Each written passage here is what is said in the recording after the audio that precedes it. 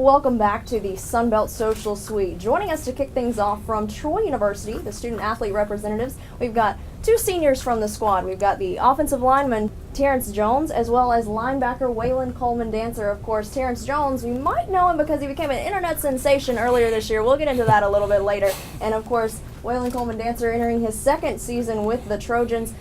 Oh, thank you very much, Jamie. You know, it's not a bad gig, you could say, coming to New Orleans to cover the Sunbelt Media Days, but it's a very exciting time as we're getting ready for the football season, and I'm very pleased to be joined by Troy offensive coordinator Kenny Edenfield, who's here in place of Coach Blakeney. And Coach Edenfield, I know you're looking forward to what the Troy Trojans will have in 2014. How excited are you to hit the football field here in a couple of weeks? Really excited, but it's next week. We start next week. We're excited. The guys have been working really hard. Coaches have been working hard. Summer vacations are over, and we're ready to get started. How much, whenever you're game planning, to try to throw in some unique things and to keep everybody that you play on their toes?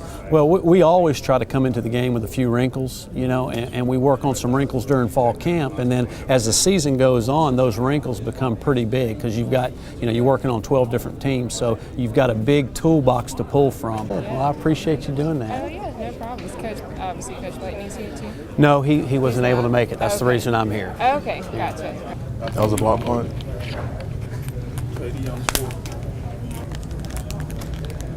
Dang, Troy, where your highlights at?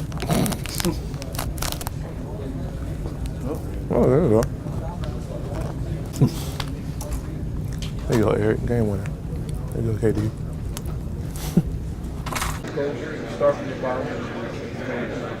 And we've got much more to come from New Orleans. A lot longer than I have, and he's got a lot of friends out there. But I'm excited to be here. It was an honor for him to ask me to come, and Dr. John Hartwell asked me to come, so I'm excited about it. Look, got to question that quarterback, of course, coming in this year, but you got a lot of running backs back from last year and a veteran offensive line. Is there going to be a little bit of change in the play calling given that, or do you think you'll be more like you were the last few years? Well, every play we call, we try to score now. You know that. But we really don't know. We'll just kind of see how it goes during fall camp. We worked hard on the running game this spring, letting those quarterbacks compete a little bit, and we'll just kind of see how it plays out. And, we'll adjust and try to get the best players the ball as many times as we can like we have in the past. Coach, having a quarterback. Callie, what's your last name? Murphy. What's that? Murphy. Murphy. And where are you from? New Jersey. New Jersey. Wow. And you ended up at Troy. That's awesome. A little bit of a difference. Oh, a big difference. Just a tad. Where are you? Louisiana. Clinton, Louisiana. About an hour and a half from here. Are you getting to see family while you're here? My brothers came down last night. We ate dinner. And they just left a little while ago. Guys, this is a social suite, so we've got to ask you, first off, how active are you guys on social media? Not very active. I got off a lot of social media, so I'm not that active. You're a student athlete, a little busy, yeah. But what about you, Terrence? I'm pretty active. My Twitter account, I'm always on it. So. Again, it's a little big in the shoulders. When is the next time we have to? I got something at 11. I'm bored. I was sitting in the room. What do y'all have next? Did y'all do something social media at 10? Yeah. So y'all are done till? Yet? No, I don't know if I have to do that. I don't know. I know the boys did. Oh, they did? Yeah, okay. They did. The players did. They just did it. So. Welcome back into the Mercedes-Benz Superdome here in downtown New Orleans. Appalachian State's coverage of the 2014 Sunbelt Football Media Day continues here on the Appalachian IMG Sports Network. David Jackson along with you this afternoon from the Big Easy, where now we talk about an old friend of Appalachians from back in the playoff days, the Trojans of Troy. Developed it all. Is it going to take a while before it's a true rivalry? Oh, it's a true rivalry already. Our guys think about it. I know their guys talk about it. I heard one of their players talking about it, and just being so close, We're fortunate because we get to play 8 games in the state of Alabama this year, which is really awesome. We got 6 home games. We go up to UAB week 1, and then we play South at y'all's place. So, that's really good for our fans. And that's back the way when I was at Troy. We had Jacksonville State. We had everybody in the league, and that's kind of how it's gotten. We kind of like it that way. It helps a lot. Offensive line is the heart and soul of the team. I believe that, especially since I play. And I think that helps a lot. The running game helps the passing game. So we can run the ball efficiently. The passing game will be.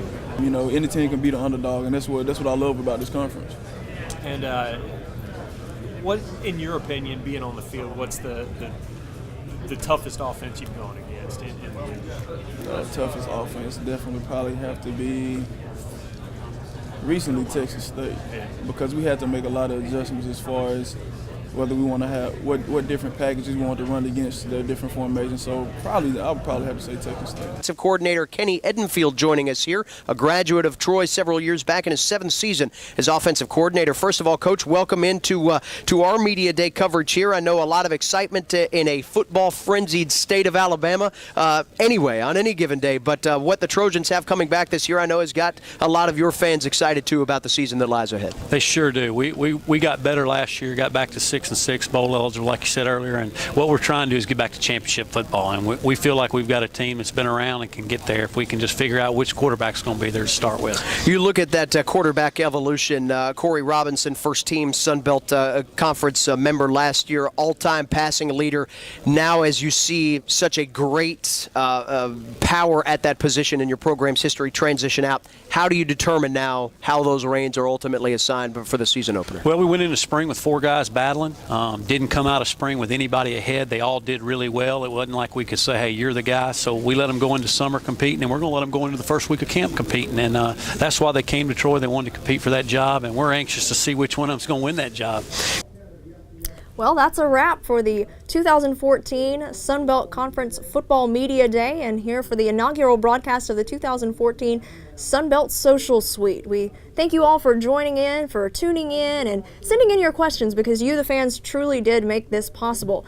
We have special thanks, of course, to all the student athletes and coaches who joined us here today. Thanks for making the time to stop by and to really engage with you, the fans. Also, special thanks to Randy Lieberman, Keith Nunez, Travis Llewellyn, John McElwain, Jared Prescott, as well as Commissioner Carl Benson. For everyone at the Sun Belt Conference, I'm Danielle Percival. Thanks for joining us. See you next year.